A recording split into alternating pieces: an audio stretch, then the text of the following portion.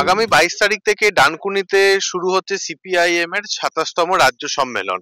তার আগে আমরা আমাদের সাথে পেয়েছি সিপিআইএম রাজ্য সম্পাদক মন্ডলীর সদস্য দেবব্রত ঘোষকে। আপনাকে স্বাগত গণশক্তি ডিজিটালে। যেটা হচ্ছে প্রথম জানার যে এই যে রাজ্য সম্মেলন ডানকুনিতে অনুষ্ঠিত হতে চলেছে, রাজ্য সম্মেলনকে কেন্দ্র করে কিরম প্রস্তুতি? খুব ভালো প্রস্তুতি। মানে রাজ্য সম্মেলনকে কেন্দ্র করে এসে শুধু ডানকুনি নয়, ডানকুনি একটা জায়গা, ভেন্যুটা করতে হয়, একটা জায়গা করতে হয়, কিন্তু ডানকুনি না, ডানকুনির পার্শ্ববর্তী এলাকাও না, সমগ্র জেলা জুড়েই প্রস্তুতি খুব ভালো। আচ্ছা, এই দেওয়াল লেখা, তারপর হচ্ছে ফ্ল্যাগ লাগানো, মঞ্চ সাজানো, তোরণ বানানো, এইগুলো কর্মীদের মধ্যে কিরম উৎসাহ উদ্দীপনা আপনি লক্ষ্য করছেন? এটা সবচেয়ে যেটা খুব চমৎকার বিষয়, সেটা হচ্ছে আমাদের কোথাও কোনো পেশাদারি সংস্থা এর সাথে যুক্ত নেই, সবটাই আমাদের কর্মীরা করছেন। আমাদের শিল্পীরা, আমাদের কর্মীরা, তারাই হচ্ছে সমস্ত ব্যাপারটাকে সাজিয়ে তুলছেন আমাদের পার্টির। অন্তত নয় নয় করে 25 থেকে 30 জন শিল্পী গত 2 মাস ধরে নানান পরিকল্পনা করছেন, যার রূপায়ণ ঘটাচ্ছে বিগত কয়েকদিন ধরে। আচ্ছা, আমরা দেখেছি এই যে রাজ্য সম্মেলন, এই রাজ্য সম্মেলনকে কেন্দ্র করে বিভিন্ন সেমিনার হয়েছে বিভিন্ন বিষয়কে কেন্দ্র করে, মানে ঠিক কোন কোন বিষয়গুলোর উপরে কিরম সেমিনার হয়েছে এবং সেগুলো মানুষের অংশগ্রহণ কেমন?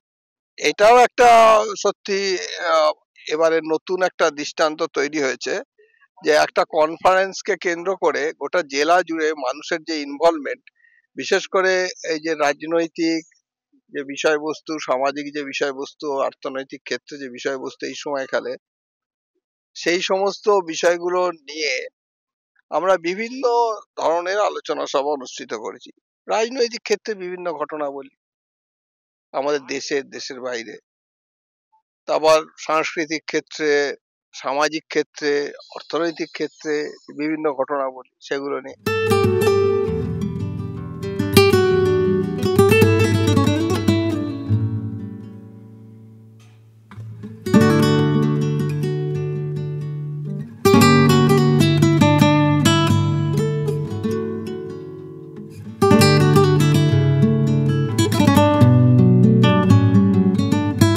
এমনকি আমাদের পরিবেশের রক্ষার ক্ষেত্রে যে সমস্যাগুলো, যেমন বন্যা নিয়ন্ত্রণ, বন্যার যে সমস্যা আমাদের আরামবাগ মহকুমা জুড়ে, সেটা নিয়েও আমাদের আলোচনা সভা অনুষ্ঠিত হয়েছে।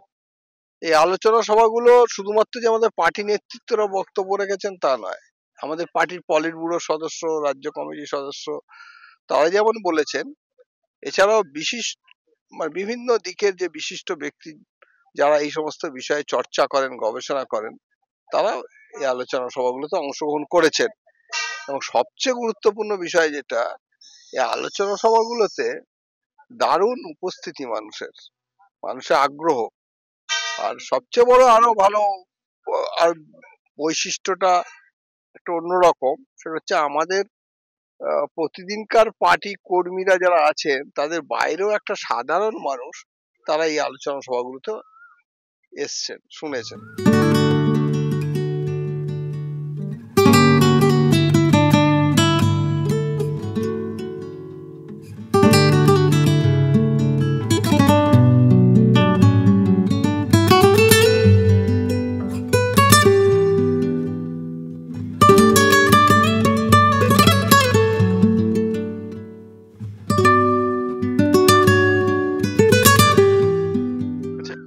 সম্মেলন, এই সম্মেলনকে কেন্দ্র করে কি রাজনৈতিক বার্তা বা কেমন রাজনৈতিক বার্তা আপনারা জেলায় ছড়িয়ে দিতে চাইছেন?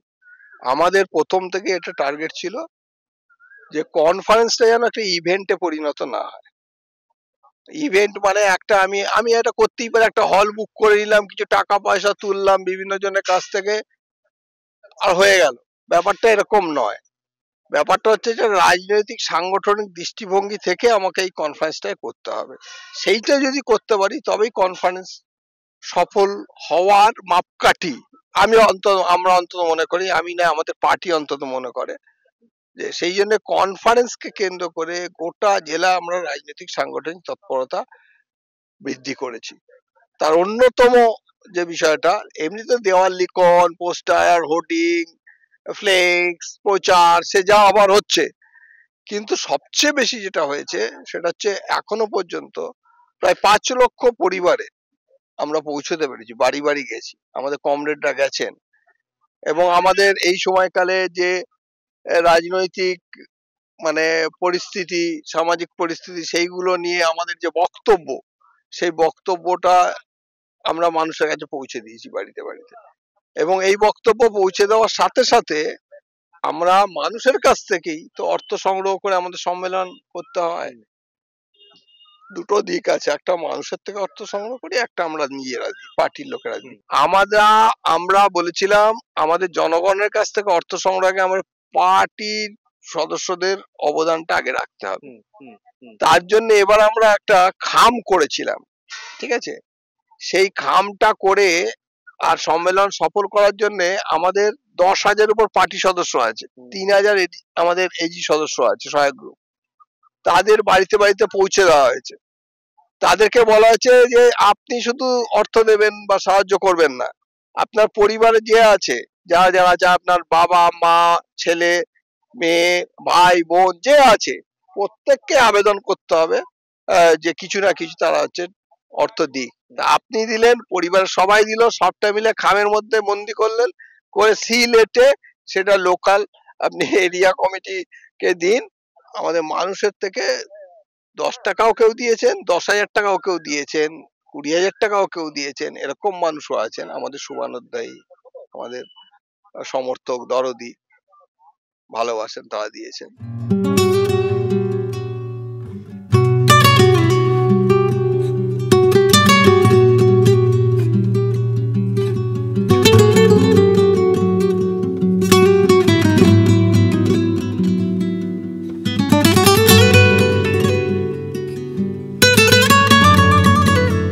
আমাদের 25 তারিখে প্রকাশ্য সমাবেশ হবে। সেই 25 তারিখে প্রকাশ্য সমাবেশের জন্য আমরা গ্রাম শহরে সর্বত্র আমরা ছোট ছোট করে পাড়া বৈঠক করছি, একেবারে আমাদের শ্রমজীবী অংশের মানুষের মধ্যে, ক্ষেত মজুরদের মধ্যে, কৃষকদের মধ্যে, আর শহরাঞ্চলে বস্তিবাসীদের মধ্যে আমরা, বা ওয়ার্কিং ক্লাসের মধ্যে, শ্রমিক মহল্লায় আমরা প্রচুর পাড়া গ্রুপ সভা করছি। গ্রুপ সভা, আবার নানান ধরনের ছোট ছোট সভা করছি। আচ্ছা, এই যে আপনি যেটা বললেন যে ছোট ছোট যে সভা হচ্ছে, ছোট ছোট যে গ্রুপ সভাগুলো হচ্ছে, সেই গ্রুপ সভায় মানুষের কেমন অংশগ্রহণ এবং সেখানে তারা কি বলছে? সাধারণ মানুষও কিছু তো চাইছে এখন। এই যে বাড়ি বাড়ি আমরা গেছি না, আমাদের কমরেডরা গেছেন, আর এই যে গ্রুপ সভাগুলো হচ্ছে, এতে মানুষের যে রেসপন্স আর তার সাথে আমরা যা ভোট পাই, মানে মানুষ যা জনসমর্থন করেছেন তার সাথে কোনো মিল নেই। এটাই একটা আশ্চর্যজনক ব্যাপার, বারবার এটাই উঠে আসছে সবকিছুতে। এবং 25 তারিখেও দেখবেন শুধুমাত্র আমাদের জেলার তো সমাবেশের ডাক দেওয়া হয়েছে, সব একেবারে রাজ্য জুড়ে ডাক দেওয়া হয়নি, সেখানেও দেখবেন কি বিপুল পরিমাণ মানুষের অংশগ্রহণ ঘটবে। যে যেভাবে মানুষ আমাদেরকে ভালোবাসেন, এখনো যেভাবে মানুষ রেসপন্স করছেন, যেভাবে মানুষ আমাদের নানান ভাবে সাহায্য সহযোগিতা করছেন, তা অভূতপূর্ব। পার্টির প্রতি অসীম শ্রদ্ধা ভালোবাসা না থাকলে কখনো এই সমর্থন আদায় করা যায় না।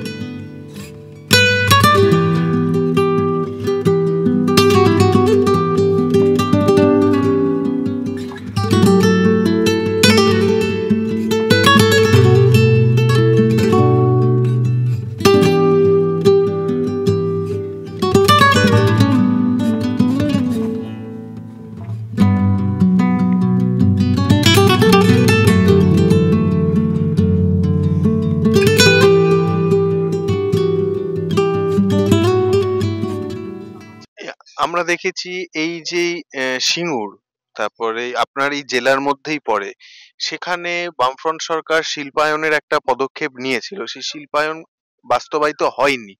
সেই ক্ষোভ বা সেই জ্বালা কি মানুষের মধ্যে রয়েছে?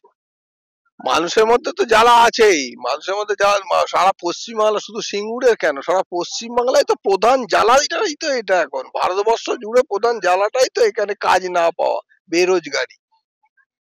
এটাই তো প্রধান সমস্যা এখন এই রাজ্যের মানুষের কাছে। প্রধান সমস্যা এটাই, আপনার শহরে কাজ নেই, গ্রামে কাজ নেই, শিক্ষিত বেকারের কাজ নেই।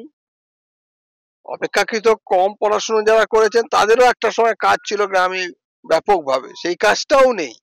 মানে কৃষিতেও কাজ নেই, কোনো জায়গাতে কাজ নেই। একটা বিষয় এবার আবার নতুন মাত্রা যোগ করেছে, সেটা হচ্ছে যে আমরা বিভিন্ন ধরনের খেলাধুলোর কর্মসূচি করেছি। ক্রীড়া প্রতিযোগিতা, মানে ফুটবল প্রতিযোগিতা হয়েছে। সম্মেলনকে সফল করার, সমাবেশ আসার জন্য আমাদের জেলার 4টে সাব ডিভিশনকে নিয়ে আমরা 2 দিন ধরে ফুটবল প্রতিযোগিতা করেছি। সেখানে সন্তোষ ট্রফিতে যারা খেলেছেন এরকম খেলোয়াড়রাও অংশগ্রহণ করেছেন। এছাড়া আমরা শ্রমজীবী ক্রীড়া প্রতিযোগিতা করেছি, বিপুল অংশের মানুষের অংশগ্রহণ। সেখানে আদিবাসী নৃত্য, ঢাক বাজানো, তারপরে তীর তীর তীর ধনুকের যে প্রতিযোগিতা, এই সমস্ত কর্মসূচি আমরা গ্রামীণ যেগুলো বৈশিষ্ট্য সেই কর্মসূচিগুলো করেছি। তার সাথে সাথে ম্যারাথন দৌড় হয়েছে, হ্যাঁ, বিভিন্ন আঙ্গিকে। মহিলাদের ফুটবল প্রতিযোগিতা হয়েছে, একটা প্রদর্শনী হয়েছে এক জায়গায় হরিপালে, একটা প্রতিযোগিতা হয়েছে জাঙ্গিপাড়াতে, এ ঘটনাও ঘটেছে। তারপরে আমাদের ভলিবল প্রতিযোগিতা হয়েছে এবং খুব উচ্চমানের ভলিবল প্রতিযোগিতা হয়েছে এখানে। পোস্টার প্রদর্শনী, পোস্টার লেখার প্রতিযোগিতা, তারপর বসে আঁকো প্রতিযোগিতা, বিভিন্ন ক্ষেত্রে জেলায় এটা ঘটছে। আবার সাংস্কৃতিক প্রতিযোগিতাও হয়েছে, কবিতা, নাচ, আবৃত্তি, এসবের কম্পিটিশন, সেটাও হয়েছে সম্মেলনকে কেন্দ্র করে। মানে একেবারে বৈচিত্র্যে ভরা এবারকার কনফারেন্সকে কেন্দ্র করে এটা বলা যায়।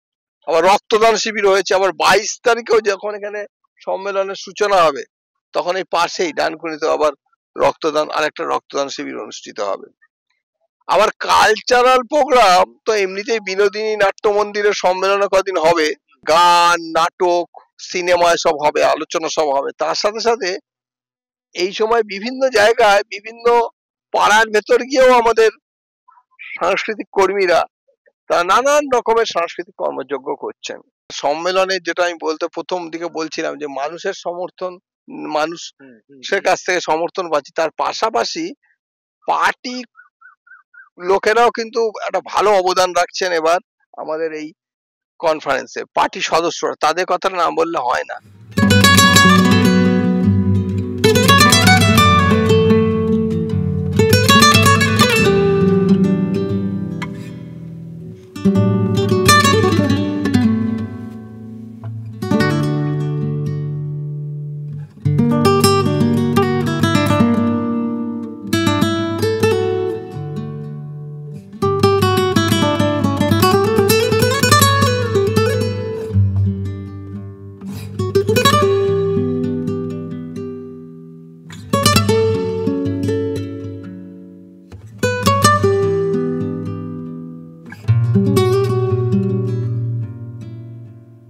এই ভিডিওটিকে লাইক করুন, আপনার গুরুত্বপূর্ণ মতামত কমেন্টের মাধ্যমে আমাদের জানান এবং আমাদের চ্যানেলের ভিডিও সবার আগে দেখার জন্য ইউটিউবে গণশক্তিকে সাবস্ক্রাইব করুন, ফেসবুকে ফলো করুন এবং শেয়ার করুন আপনার পরিচিতদের মধ্যে। আমাদের চ্যানেলে আপলোড হওয়া ভিডিও নোটিফিকেশন পেতে বেল আইকনটি ক্লিক করতে ভুলবেন না।